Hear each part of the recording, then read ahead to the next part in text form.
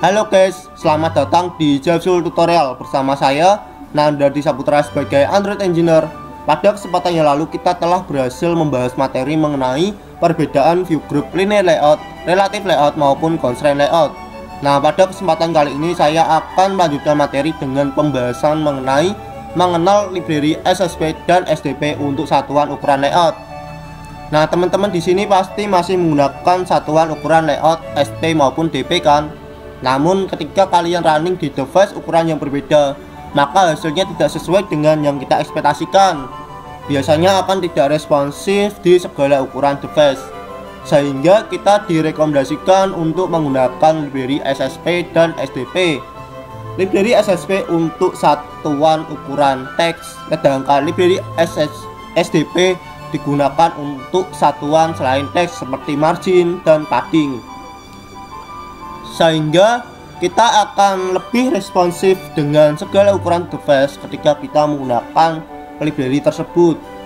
Nah, agar kalian lebih paham mengenai perbedaannya, maka langsung saja kita bahas mengenal library SSP dan SDP untuk satuan ukuran layout. Nah, di sini kita bisa lihat perbedaan antara ketika kita menggunakan library SSP dan tanpa library, yaitu ketika kita menggunakan satuan ukuran SP. Nah, yang bagian atas adalah contoh ketika kita menggunakan library SSP.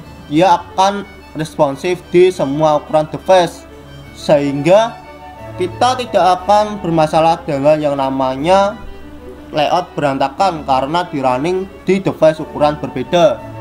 Kemudian ketika kita menggunakan satuan tanpa menggunakan library dengan menggunakan SP, maka dia akan berantakan seperti pada layout gambar berikut yang bagian bawah. Dia akan tidak responsif ketika di running di device ukuran yang berbeda. Kita bisa lihat perbedaannya. Kemudian kalian juga bisa lihat lebih jauh mengenai perbedaan SSP dan SP di link GitHub berikut ini. Kemudian yang kedua, perbedaan SDP dan DP. Ketika kita menggunakan satuan ukuran layout dengan menggunakan library SDP, maka kalian akan responsif di segala ukuran device untuk satuan margin maupun padding. Nah, tadi kita menggunakan SSP untuk satuan ukuran teks, maka SDP digunakan untuk satuan ukuran selain teks seperti padding maupun margin. Nah, di sini yang bagian atas adalah ketika kita menggunakan library SDP, sedangkan yang bagian bawah adalah ketika kita menggunakan satuan ukuran tanpa menggunakan library, yaitu ketika kita menggunakan DP seperti biasanya.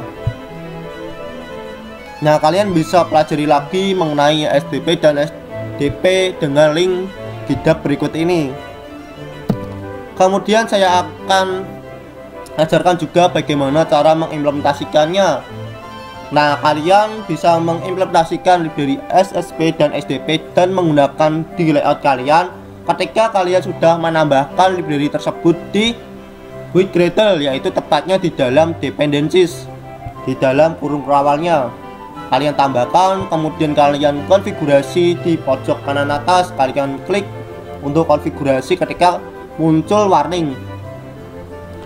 Nah, di sini setelah kalian tambahkan library SDP maupun SSP, kalian dapat menggunakannya di layout kalian. Nah, di sini contohnya ketika saya menggunakan satuan ukuran teks SSP, kemudian yang bagian bawah ketika kita menggunakan satuan ukuran SDP. Nah, di sini SDP biasanya digunakan untuk satuan ukuran padding maupun margin, sedangkan SSP digunakan untuk satuan ukuran teks.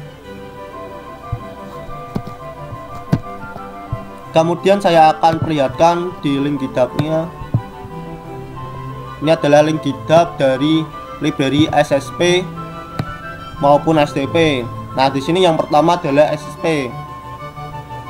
Kalian bisa lihat perbedaannya. Di sini kita menggunakan library SSP, hasilnya akan seperti berikut. Sedangkan ketika kita menggunakan library tanpa library SSP, maka dia akan sebagai berikut ini.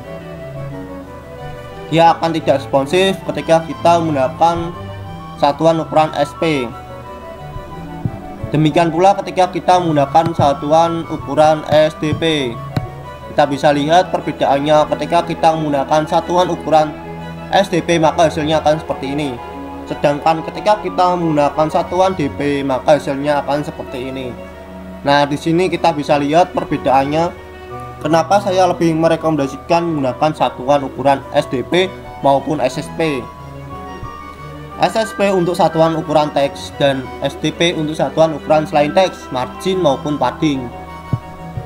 Kemudian saya akan contohkan bagaimana cara implementasikannya. Kita kopikan dependensiesnya, kita copy, kemudian kita masukkan ke dalam build Gradle. Di sini ada Gradle script, kemudian ada build Gradle, terus di sini ada dependencies.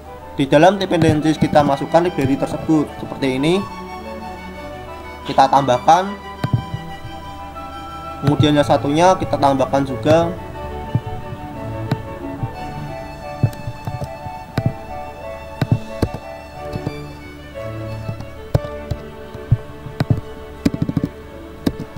Seperti ini. Di sini kita kasih komentar demand. Kemudian kita dapat sinkronisasikan di pojok kanan atas. Nah, seperti itu cara mengimplementasikannya ketika kita menggunakan satuan ukuran SSP maupun SDP.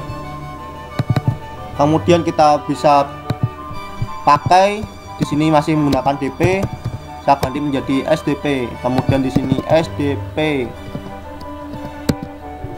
Kemudian teksnya 12, kalau teks kita menggunakan satuan ukuran SSP seperti ini. Nah, seperti itu untuk materi mengenai library SSP dan SDP untuk satuan ukuran layout. Nah, untuk tutorial berikutnya kita akan membahas layouting lebih jauh lagi. Jangan lewatkan dan jangan lupa subscribe, like, dan komen agar saya dan tim Jasul Teknologi lebih bersemangat lagi ketika membuat konten-konten yang lebih bermanfaat bagi kalian yang ingin belajar membuat aplikasi Android. Cukup sekian dan terima kasih.